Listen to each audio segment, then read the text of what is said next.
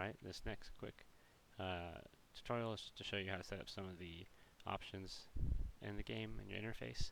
So first is graphics options. What you want to do is hit escape, system, graphics, and then max these bad boys out. If you can't max it out because you have a toaster, at least what you want to do is set view distance all the way to max. This is probably the only genuinely useful one. It allows things further in the distance to render sooner, and that helps out in mostly battlegrounds. Like if you're playing capture the flag, you can see where the enemies are coming from further away. Ground clutter. This is probably the ground clutter environmental detail. Probably cause the most amount of lag if you have a bad computer or not as good graphics card. In advanced, I don't know anything about any of this stuff. Max it out. And then none of these matter. You want to enable sound. This is where you'd go to switch all your sound settings. I have mine set specifically. I think the music's too high in the game, so I always turn the music down a lot. That's pretty much the only thing that matters. Oh, this one is very useful too. Error speech. If you turn it on, this gets really annoying. I can't attack. My desktop sound might not be loud enough, but he's just saying, I can't attack it, I can't attack it. Or, I can't attack it. Or if you use a move, it's like, oh. Sometimes say you can't use that. You say, I can't attack, I can't attack. I can't attack that target. And so sometimes, you just mash buttons until you get close enough, and he just sit there and yells at you the whole time all the way. So you don't want to do that. So that's the only sound option that I really like having off. Their speech. Also sound and background, if you don't want it to be on the background when you tab out. That's how you turn that off. And then so there's a few useful options in the interface. So auto loot, when you start playing the game at first, I'd recommend having this off, not checked, so that way whenever you kill something, like let me go help this guy kill this wolf. Die, wolf. Die.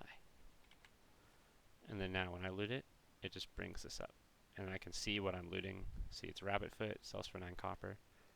If you have auto loot enabled, it does exactly what you think it does.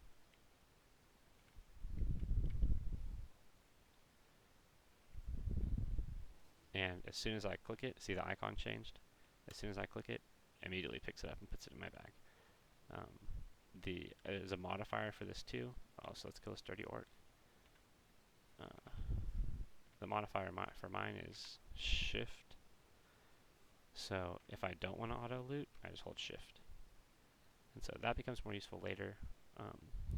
Generally when you first start playing the game, it's fun to see what you're picking up off of everybody. But in the future, you know exactly what you're getting most of the time. Or you see the icon really quick and you know what you're picking up. It also says it in the chat log in the bottom left. So, see what else we got here. Combat. You definitely want to have target of target enabled. I think it by default is not enabled. I'd like to check this off because it gets really annoying when you have low health and the screen flashes at you. But it's helpful if you start playing. Target of target is really useful. It shows you what your target is targeting. So it shows this guy is targeting the warg. It's pretty much simple as that.